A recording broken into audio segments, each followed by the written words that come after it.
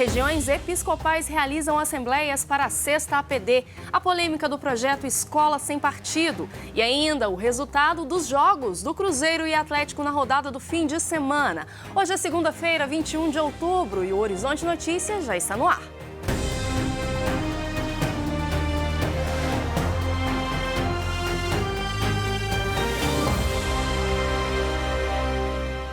Olá! Quando falamos em comunicação, pensamos sempre na produção de sentido. Mas no processo comunicacional é importante considerar as estratégias para conseguir se fazer entender. Pensando nisso, foi realizado no último fim de semana o segundo Multicom, Mutirão da Comunicação do Regional Leste 2. Ana Luísa Benevides acompanhou o primeiro dia de evento, que foi realizado na PUC Minas. Belo Horizonte foi a sede do segundo Multirão de Comunicação da CNBB Leste 2. A regional engloba os estados de Minas Gerais e Espírito Santo, mas o evento recebeu pessoas de outros estados brasileiros.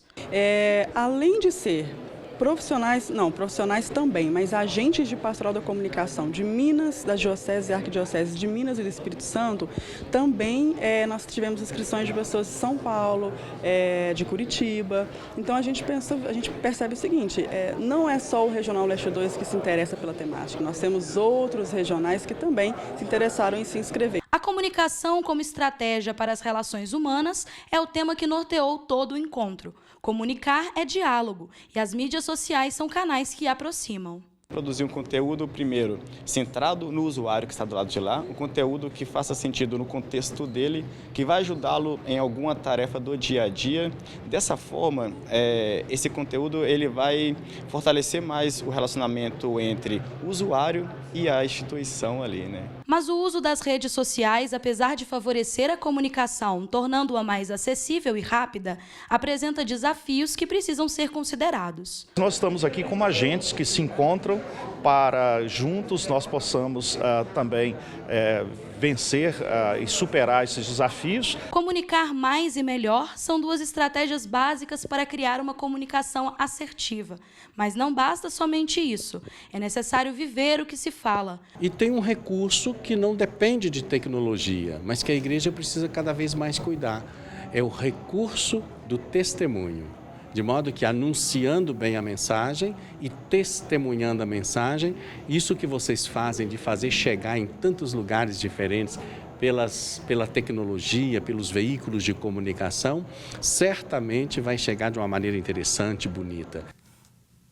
Durante a programação da TV Horizonte, nós temos sempre falado sobre a Sexta Assembleia do Povo de Deus. Nesse sábado, foi a vez das regiões episcopais se reunirem para dialogar sobre o tema Vamos iluminar e alinhar necessários e importantes avanços. A Sexta Assembleia do Povo de Deus teve mais uma fase concluída. As sugestões que surgiram nas paróquias e foranias foram discutidas nas regiões episcopais. Tem uma força muito grande ainda voltada para a perspectiva da formação, das devoções, dos momentos de oração. Ainda está um pouco frágil essa perspectiva de uma articulação mais social, política, o engajamento mais da Casa da Caridade e da Casa da Missão. Há mais valor em você oferecer um prato de comida para uma pessoa que está com fome do que você rezar uma centena de terços. Mas as pessoas às vezes têm dificuldade em entender isso. Quando você se envolve nos movimentos sociais, naquilo que é organizado na sociedade para melhorar a sociedade como cristão, isso dá força à celebração, dá força à vivência da fé. A Sexta APD tem discutido a igreja em 4 casas, da palavra, do pão, da caridade e da missão. E nessas casas, esses pilares, da palavra de Deus no centro, ouvir a palavra, que é o nosso projeto, proclamar a palavra, celebrar o sacramento, que a nossa fé na palavra de Deus também se faz no sacramento, sobretudo da Eucaristia, que é o cume da nossa expressão sacramental, a doação de Cristo no pão, que nos leva para a mesa da vida, que é a mesa da caridade, e por fim, num grande gesto missionário, que é essa forma de a Casa da Missão marca o fundamento principal da Igreja de Jesus, que é anunciar a Boa Nova. As propostas das assembleias anteriores foram discutidas em grupos e depois levadas para votação com todos os participantes em cada região. Nossa igreja é uma igreja que está sempre fazendo história salvífica à luz da história salvífica que nós encontramos nas Sagradas Escrituras. Então nós olhamos um pouquinho o passado, vivendo hoje de Deus numa perspectiva de futuro. Os próximos passos da APD já estão definidos. Nós estamos com um encontro marcado para o dia 29 de outubro, justamente com os vigários episcopais regionais e dos vicariatos episcopais especiais, para fazermos a grande síntese. Síntese esta que será apresentada justamente no dia 23 de novembro, lá na Catedral, enquanto Assembleia Geral da Arquidiocese. E foi aprovado em primeiro turno na última semana, na Câmara Municipal de Belo Horizonte, o projeto de lei Escola Sem Partido. A cidade é a primeira capital do Brasil a aprovar o tema, que tem gerado discussões e muita polêmica. O movimento Escola Sem Partido nasceu no início do século XXI no Brasil e defende que a escola é um espaço de imparcialidade. A proposta divide opiniões. De um lado, acredita-se que é necessário esclarecer aos alunos os deveres dos professores de forma simplificada. Como é que você chega para uma criança ou um adolescente e você diz que na Constituição diz, por exemplo, no artigo 37 da Constituição, que existe o princípio da impessoalidade? A criança, isso é um termo muito técnico, isso é um termo muito complicado para ela, é difícil dela compreender. Não chega ao alcance dela esse direito tão importante que ela possa ter em sala de aula. Mas se você colocar um cartaz na sala de aula dizendo que o professor não pode fazer campanha ou político partidária ou mobilizar essas crianças ou adolescentes para fazer parte de massa de manobra ou política partidária, essa criança já entende. Do outro lado, acredita-se que a proposta vem para engessar a educação. Nós entendemos que o objetivo desse projeto é um objetivo de retroceder a educação na nossa cidade. É o objetivo de calar os professores, de piorar a educação de Belo Horizonte. A cidade é a primeira capital brasileira a aprovar uma proposta com esse tema. A votação aconteceu em 14 de outubro, a portas fechadas na Câmara. É uma proposta feita pela bancada religiosa, com 21 assinaturas de vereadores. A previsão é que em 2020 acontecerá o segundo turno, mas que o projeto ainda passará por avaliação de emendas. Esse projeto ele encontra um problema, que é a regulação de diretrizes e bases da educação pelo município. Naquilo que é a competência de cada ente federativo, União, Estados e municípios, os municípios não têm competência para legislar sobre as diretrizes e bases da educação. Você confere agora as vagas abertas no Cine da Capital.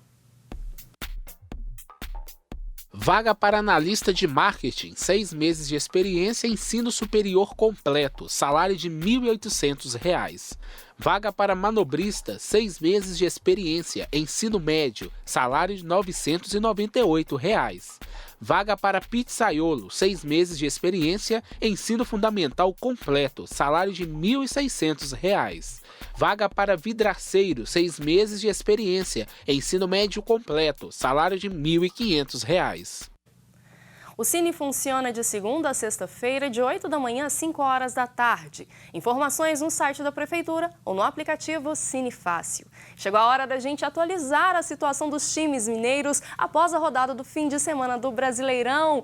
Boas notícias, né, André? Bom dia. Bom dia, você, bom dia a todos. Muito boas notícias, né? Todos os times mineiros venceram nessa rodada e conseguiram dar uma subida na tabela, o que foi bacana, né? Vamos começar com o Atlético. O Atlético foi o único, podemos dizer assim, que não subiu, mas a vitória foi muito importante. Recebeu o Santos no Independência, segunda partida do Wagner Mancini, e venceu muito bem. Vamos ver os gols da partida. O primeiro gol, o Hever lançou a bola lá de trás para o Luan, que dominou ali dentro da área e bateu cruzado para fazer 1-0.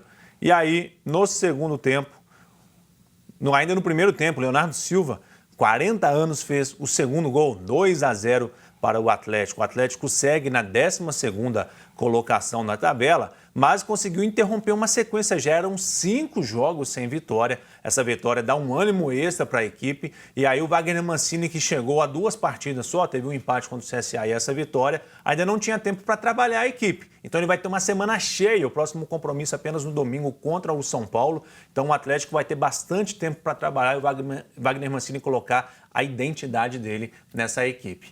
Já o Cruzeiro jogou fora de casa, um jogo que era complicado contra o Corinthians, que briga pelo título, e o Cruzeiro conseguiu a vitória. Vamos ver os gols da partida. O Cruzeiro abriu o placar com o Fagner, pegou bem de primeira aqui, 1-0 para o Cruzeiro. Depois teve um lance, o Marquinhos Gabriel cabeceou e a bola bateu no braço do Bruno Avelar. E o árbitro precisou do auxílio do VAR para marcar a penalidade, que o Fred converteu e deixou tudo igual. E aí um lance polêmico também no segundo tempo, o Marquinhos Gabriel, o Fagner tenta tirar a bola do Marquinhos Gabriel e ela sobra para o Ederson. Todo mundo para, o Ederson faz o gol, aí havia a dúvida se ele estaria impedido ou não. Como o passe foi feito pelo Fagner, um jogador do Cruzeiro, não havia impedimento no lance.